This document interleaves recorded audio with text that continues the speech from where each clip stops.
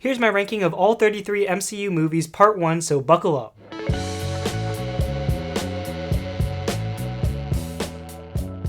What's up guys, welcome back to Superhero Legacy. My name is Liam and in today's video I'm going to be ranking all 33 MCU movies from the worst to the best. This will be another 2-part video, so be sure to stick around for the second half of this series, which I will have up next weekend. I'm going to try my best to make this video short and concise for you, so I'm only going to talk about each movie for a brief moment, but with that said, let's jump into it. Last place is easily going to be Thor: Love and Thunder. This movie had great potential but was ultimately drowned out by over-the-top humor, a subpar plot, and a very disappointing villain. This is a perfect example of a film that had all the ingredients for success but was ultimately turned into a big joke. Number 32 is going to be Captain Marvel. This movie was just straight up boring and I found myself just not caring about anything that was happening. I think it suffered most from not knowing what to do with its main character and I found it hard to connect with her dry personality. Number 31 is Ant-Man and the Wasp: Quantumania. I remember this movie having tremendous hype behind it, but unfortunately its execution was severely underwhelming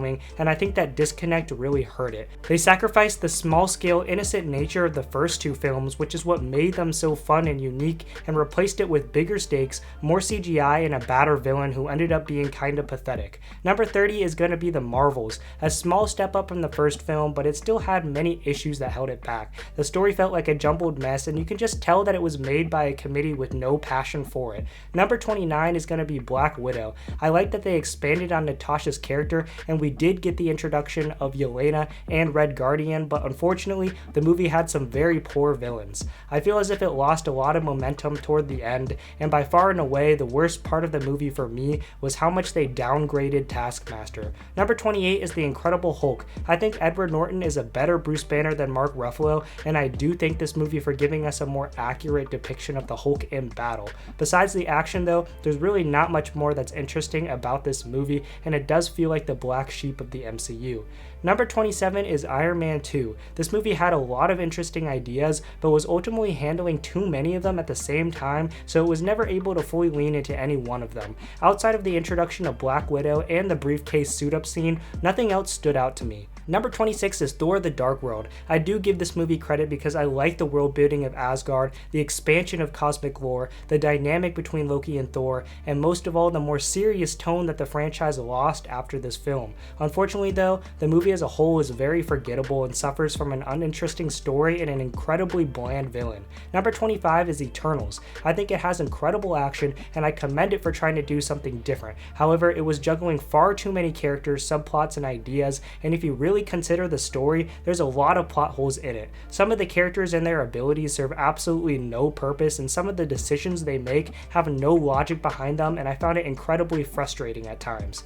Number 24 is Iron Man 3. I still enjoy watching this movie because I think Tony Stark is further humanized, goes through a great arc, and I love seeing all of his armors. Unfortunately though, this movie can't get away from the disappointing villain twist and the ending, which turned out to be completely pointless. Number 23 is Spider-Man: Far From Home. I loved Mysterio and I loved that the movie explored the impact that Tony's death had on Peter. However, the movie removed Spider-Man from New York, which is critical to the character, deviated so much from key Spider-Man themes, and went out of its way to make jokes or build up a romantic tension with MJ, which I just really didn't care much for. Number 22 is Captain America: The First Avenger. This one is always frustrating for me to rank because I absolutely loved the first half of the film that focuses on Steve Rogers and his origin. I also really liked that the movie took time to establish the values this character is driven by, but sadly everything regarding the Red Skull and everything after Steve's origin story loses my interest. Number 21 is Ant-Man and the Wasp. This movie isn't doing anything groundbreaking, and due to that fact it can be quite forgettable, but it also doesn't do anything harmful either. It's a safe, innocent, and small-scale film that has enough fun and humor in it for you to enjoy yourself, and that's all that really matters. Number 20 is Thor. I'm very supportive of this film because I really like the arc that Thor goes through, the establishment of Asgard, and the expansion of the MCU into the cosmic universe. Again, there's really not too much that's particularly memorable about the movie, but I still appreciate it for laying down a strong foundation for Thor and Asgard. Number 19 is Doctor Strange Multiverse of Madness. For me, this movie was just good enough, and it's another case where the final product just did not live up to the hype. Wanda's transformation felt rushed, and the Illuminati was definitely disappointing, but it had some cool scenes, a unique style, and a surprising emotional core that was linked to Steven's pretty decent character arc.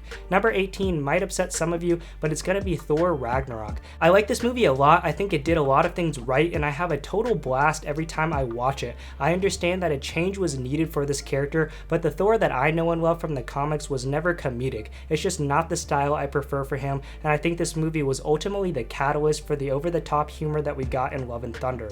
Number 17 is Shang-Chi. This was definitely one of the better installments of Phase 4, giving us a great villain and some visceral action. I love the style of this movie, and Simu did a great job in the role of Shang-Chi, but it does suffer from the giant CGI final battle that these movies are now known for, which was completely unnecessary. Number 16 is Doctor Strange. I love this movie a lot. I do think it's highly underrated. The characters are great, and it's a fantastic introduction into the mystical side of the MCU. Even though the villain isn't all that great, it still has creative visuals, a compelling origin story, and a protagonist who you really do come to care for despite some of his toxic personality traits. With all that said, I'm going to end the video right here, and I'm going to save my top 15 for the second half of this series, which I will drop sometime next week. Let me know what you think of my rankings so far, and remember, this is only my ranking, it's not the right one, but for now, that's all I have for you, so peace.